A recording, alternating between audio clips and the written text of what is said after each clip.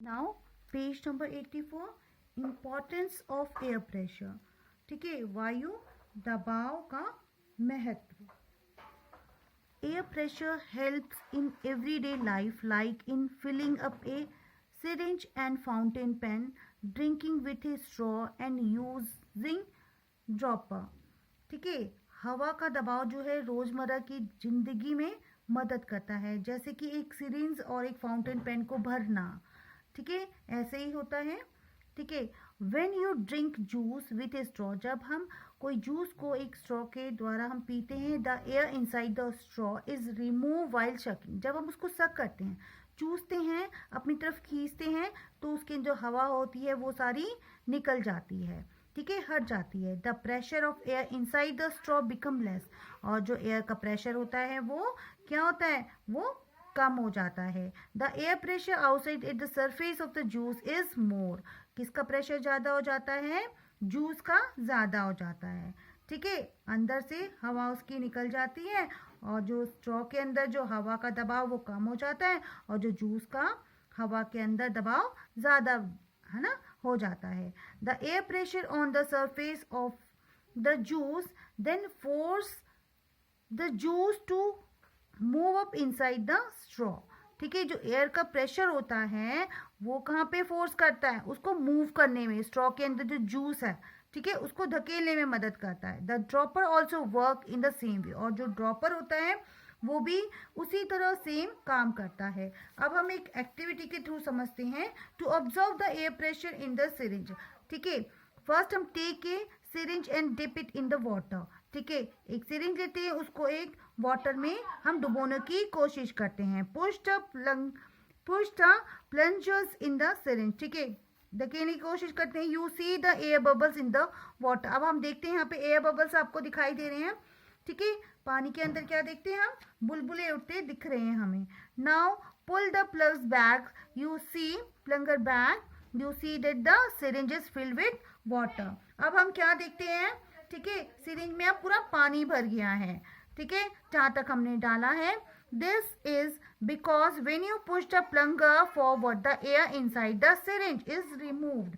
ऐसा इसलिए होता है क्योंकि जब आप प्लंगर को आगे की तरफ धकेलते हैं तो सिरिंज के अंदर क्या हो जाती है, जो अंदर की हवा निकल जाती है। As the plunger is pushed back the air pressure is on the water force the water to rise up in the syringe through the nozzle. जैसा कि प्लंजर को वापस खींचा जाता है तो पानी पर हवा का दबाव पानी को नोजल के माध्यम से सिरिंज के ऊपर उठने के लिए वो मजबूर कर देता है, इसलिए वो पानी को खींच लेता है अपने तरफ। ओके, नाउ नेक्स्ट हमारा आ जाता है वाटर। ठीक है, वाटर के बारे में हम देखते हैं, हम माने पानी। All organisms need water. 3/4 of our Earth's surface is covered with water, but only 3% of total available water can be used for drinking. About 97% of water is in the ocean. It contains salts and can't use for drinking. अब ये तो सभी जीवों को पानी की आवश्यकता होती है। ठीक है, जो हमारी पृथ्वी की सतह का 3/4 हिस्सा पानी से ढका है, लेकिन कुछ उपलब्ध पानी का केवल क्या होता है, 3% ही केवल पीने के लिए उपयोग किया जाता है। ठीक है, समुद्रों में लगभग 97% जो है क्या है, पानी है, इसमें नमक है और इसे पीने के लिए इस्तेमाल नहीं किया जा सकता। Okay, now we get water from river, ponds, lake and rain. We also get water from ground by using well, hand pump, etc. The water is river, ponds and lake is not pure. Many things like dirt, mud and germs are mixed with water and make the water unfit for use. The substance that make the water unfit for use are called impurity. Impurity are of two types, soluble and insoluble. अब हमें यहाँ पे बोला जैसा जैसा नदी, तालाबों, है ना, ये सब हमें बताया गया है। ठीक है, और बारिश से हमें क्या मिलता है, पानी मिलता है। हमें कुओं, हैंडपंप आदि का उपयोग हम करके जमीन से पानी का, है ना, जमीन से हम पानी प्राप्त करते हैं। नदियों, तालाबों और झीलों में जो पानी को शुद्ध नहीं होता है, साफ नहीं होता है, कई तरीके की गंदगी होती है, कीचड़ होते हैं, कीटाणु उसमें होते हैं, पानी के साथ मिल जाते हैं। और पानी का उपयोग करने के लिए क्या होता है, ये अनुपयोग मतलब उपयोग करने के लिए ये सही नहीं होते हैं, ठीक है, अनुपयोग होते हैं ये, मतलब पीने योग्य नहीं होता है ये पानी। वे पदार्थ जो पानी को उपयोग के लिए है ना, पीने के लिए उपयोगी नहीं होते हैं, तो उन्हें क्या बोलते हैं, उन्हें इम्प्योरिटी, अशुद्धियां कहलाते हैं वो, ठीक है। अशुद्धियां हमारी दो प्रकार की होती हैं, एक घुलनशील होती है और एक अघुलनशील होती है। Okay,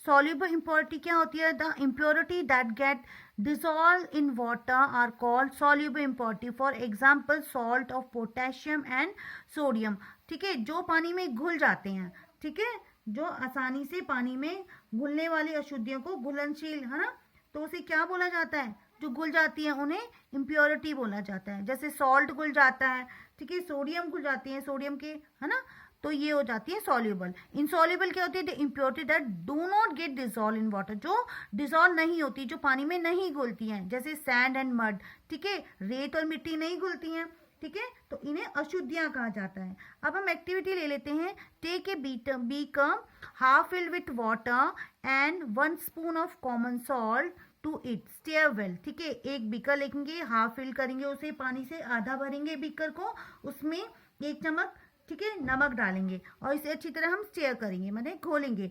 now put a strain on another beaker, अब हम क्या करेंगे, ठीक है, अब पानी और नमक के मिश्रण को हम क्या करेंगे, एक बीकर पर स्ट्रेन करके डालेंगे। Strain the water and common salt mix, अब क्या होगा, क्या आप मतलब खारे पानी को अलग करने में सक्षम हैं, जो नमकीन पानी है।